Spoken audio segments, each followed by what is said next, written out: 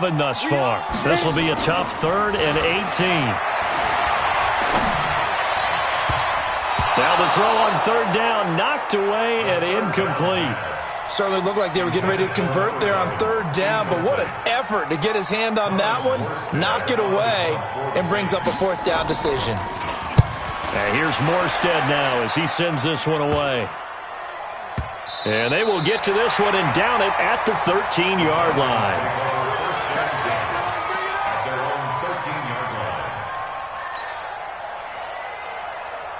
About set to begin their next drive, the Falcons offense at the line. And last time, 1-play interception, so this offense, they should be fresh.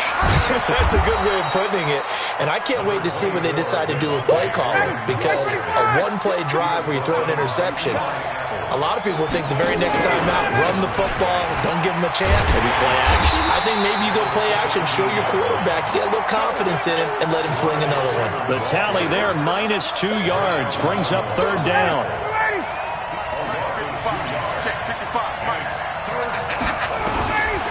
On 3rd down, Ryan. And he's got a man, Calvin Ridley. And he'll be brought down with the 1st down and a late flag here, too. And he may get a few more tacked on for good measure. Give him 28 yards on that one. So the face mask, quite a blessing there as they'll start out of harm's way with a 1st and 10. The throw over the middle taken in. And he'll be taken down, but not before he gets...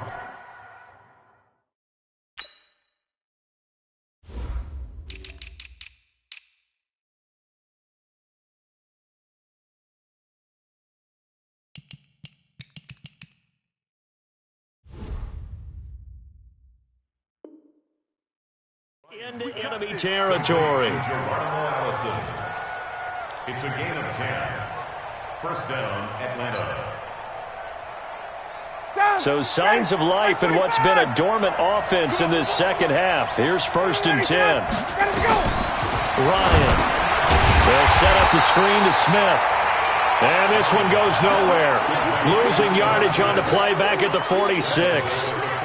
You know what the key to a good screen pass is, don't you? But you're going to tell me, good blocking? Well, good blocking eventually. But first is good acting. You want to let the defenders go past you, leak out to whichever side or even in the middle where you want to set up the screen, and then you do your blocking. How about the read, though, by the defensive guys? They weren't fooled at all and actually ran with the lineman to where the play was and smothered it for a loss of yardage. Now a deep ball there on 2nd down, but it'll wind up incomplete. Brandon, at least there's one bright side to that incompletion. What's that? It wasn't an interception. Wow. You're a nice guy. That was kind of savage. But correct. And my goodness, another interception. Picked off by Eli Apple. And his guys are going to take over at the 34-yard line. Gosh, you add up last week and this week now, that's 9 interceptions in this 2-game stretch, and we're not done here. It's almost as if they can't even believe their eyes. Or maybe, partner, is the confidence level in him so high that they believe he'll get out of it and make plays for them to win a game. Well, they've said they believe in him. That's being tested right here. On 1st and 10, Houston, nowhere to go here. He lost the football, and the Falcons grab it.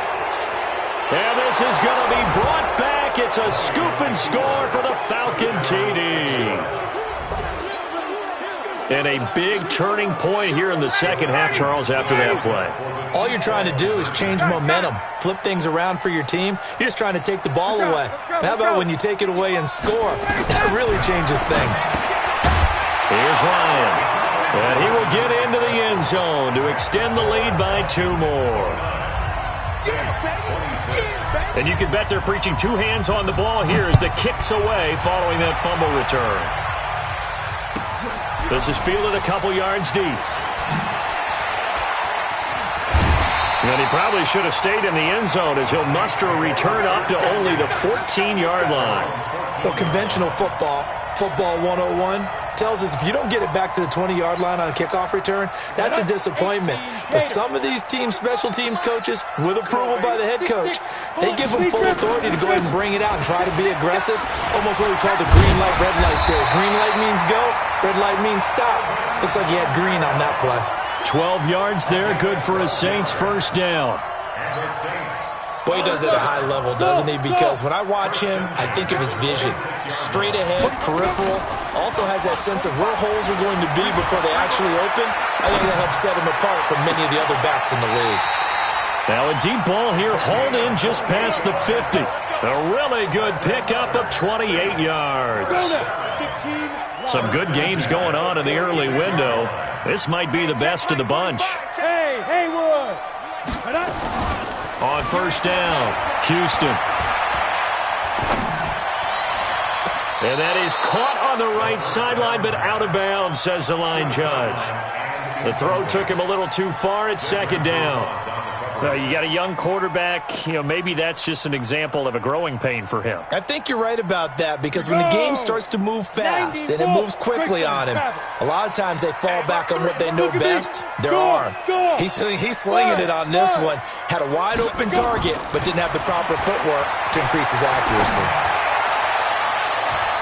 A second down pass play there, but it's incomplete. The target that time, Michael Thomas. And it's third down. Okay, I'm not quite sure how to judge that one. Maybe didn't have enough legs underneath him. Mechanics might have been off. Maybe some fatigue. That one came up short. Yeah, fourth quarter. Maybe you do start to watch as the arm there, the leg's still there. This has been a tough game. Big play coming up. Here's 3rd and 10. I would expect to see some pressure here. The pressure drops off as they look to throw. Thomas, the intended target. Boy, so another interception, CD. It feels like he's starting to unravel a little bit. And as you would expect, still a work in progress here in his second season. He has to start ironing out some of these mistakes, though, because now his head coach, his offensive coaches, they have to evaluate whether you keep playing him and let him work through it, or you start thinking about going to his backup. He's got a first down and then some at midfield. And finally marked down at the 42-yard line. 23 yards on the pickup there and a first. Got to figure now, after getting that turnover, they're just going to be happy to keep the ball on the ground, right? This is where covering the football, taking care of the ball, all the ball security terms that have ever been used, they come into play for the guys on offense right now. Just take care of it, and they've got a good chance of ending up winning this game. They run on first down as they get about 3. 2nd and 7 forthcoming. It's a pickup of 3, and we have now arrived at the 2-minute warning. 3 points separating these two sides with 2 minutes left to go in the fourth. So it's Falcon football as we welcome you back. They've got a second down now as they search for a way to get this one to the finish line. And now a 10th carry for Freeman. And they will only muster a yard here to the 38. They had 3 yards on first down, just 1 yard there. After that run, still a good amount of meat on the bone here for this third down play. Can you envision them putting this in the air? Totally. I mean, look at who he has under center right now. If you can't trust him with the football, you can't trust anyone. And frankly, to me, I want the ball down the stretch. Get the first down, keep it in the hands of my offense. I don't want to turn it over to them and rely on my D.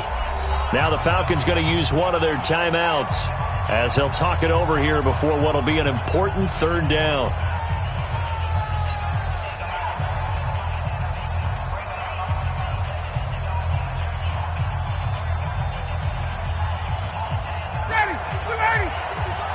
In your face.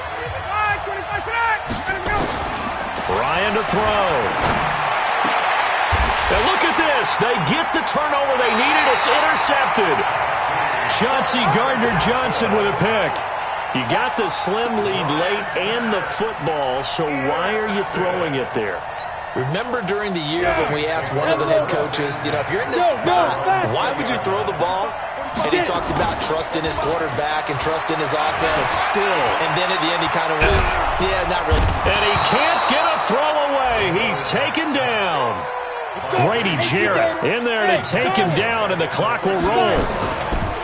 Back to throw. That's going to be knocked away and incomplete. Back-to-back big plays defensively. First the sack. Now they force the incompletion on 3rd and long. Things looking pretty good for them. And this is where they have to be careful because they've got the momentum going their way. They will be really amped up to get to the quarterback. Look out. Draw, screen, something that can be used against them. Able to find Harris is complete. And he'll be taken down, but they've got this one up to the 35-yard line. They'll look to throw. Finding Harris over the middle. Now the Saints will use their third and final timeout as he'll stop it with 11 seconds remaining in the ball game.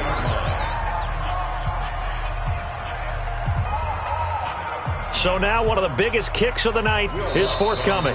The Falcons going to use the second of their timeouts. That'll leave them with just one remaining in this fourth quarter of play.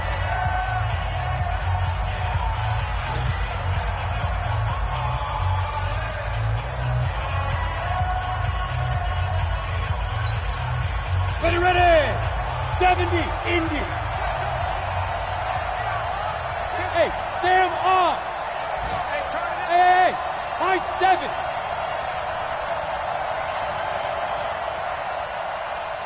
Yo, go. Backfield, motion out of the backfield. Check, 45. Back to throw. Come on, come get you. Come on, come get you. Oh, he got position on him, and he pulls it in. That one goes for 24 yards. Let's go. Well, Charles, a game and a decision that people may be talking about tomorrow for sure. Had a chance at a long field goal there at the end to try and tie it. They elect to not kick it, and they lose the game. And I think what we'd all love to see is that little slip of paper.